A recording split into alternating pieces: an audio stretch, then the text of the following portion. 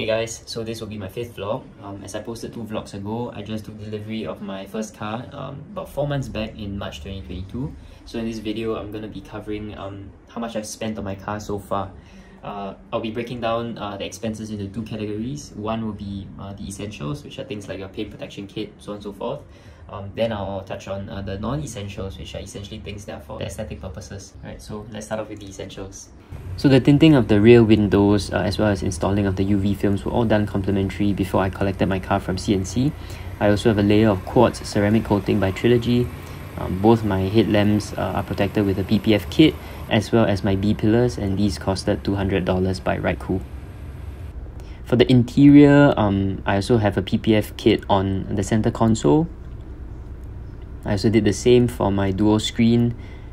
It essentially acts like a screen protector, like you can see. There's a layer. And then I got, as part of the interior kit, interior package, I also did my door sills. So for non-essentials, let's start off with the boot. I've bought a boot tub from Mercedes. This is to make cleaning up easier if there are any spills. I also have 2 folding chairs from Mercedes as well.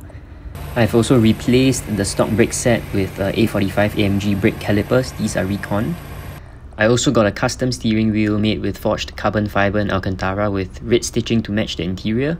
Forged carbon fibre on the pedal shifters as well, just to give it an overall more sporty look.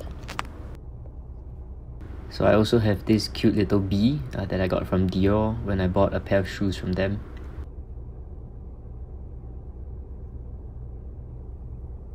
As for this little doll, some of you might be familiar with LV's Vivian dolls. This is Petula, Vivian's pet. And I got the panda Petula because it's black and white, just goes with the theme of the car. I also have a scent diffuser from Hooga. These only go for around $20 a bottle and they last around 3 months. Inside here, I have my iPhone cable. I try to be as organized as possible. Sometimes it just gets really messy. I also have a spare card holder to keep my my essential cards like my MBS rewards card, my SPC petrol card. I also have a Shell card which I used to pump at Shell, but I don't anymore because petrol prices at Shell are just crazy. And then I have a spare cash card just in case anyone needs it.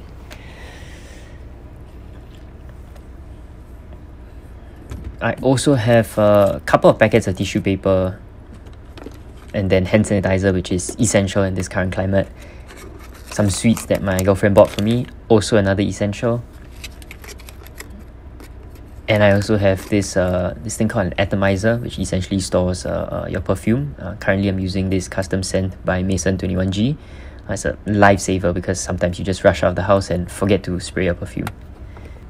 So the compartment here is actually for your wireless charging, but I don't really use it, so I just store my shades, cleaning cloth, my AirPods, some rings, as well as my tie clip.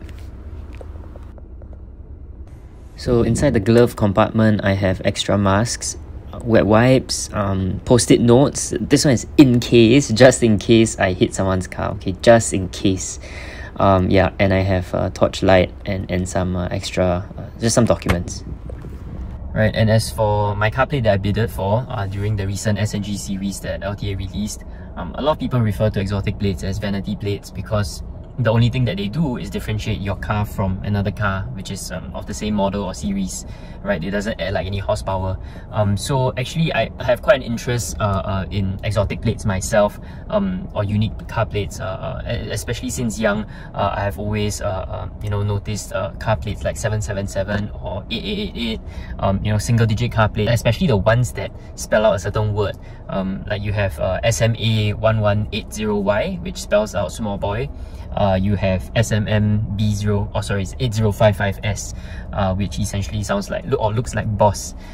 So some people actually do change the 8 to a B to make it look like boss, right? Or even ER1111C, which a lot of people say the owner's name is probably Eric. So I always found these things very fascinating, especially if the car plate has a specific meaning or it spells out a certain name or spells out a certain word. These are things that genuinely interest me.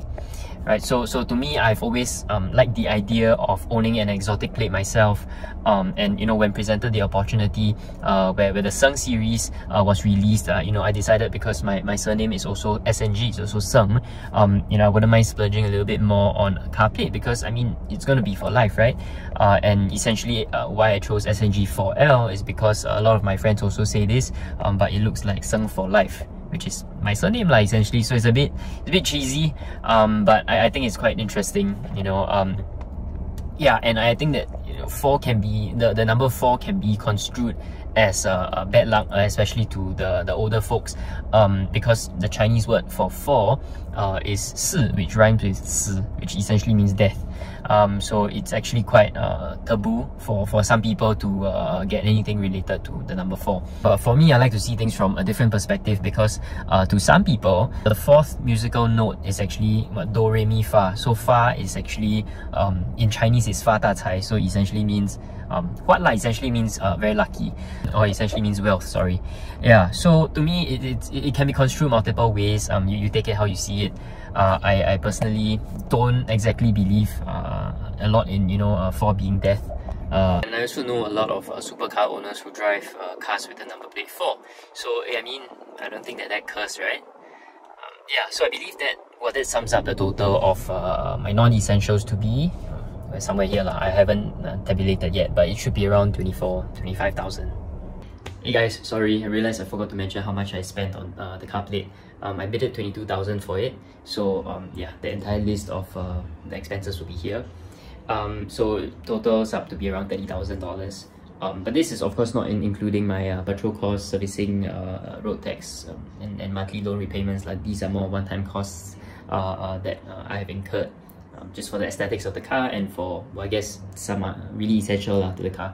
Right, so that essentially wraps it up for today's video. Thanks for watching all the way to the end. I think this is one of the shorter videos that I've released so far. If you guys have any other questions regarding how it's like to own a car in Singapore, or just any other questions pertaining to my life, please let me know in the comments down below. If not, take care guys. See you.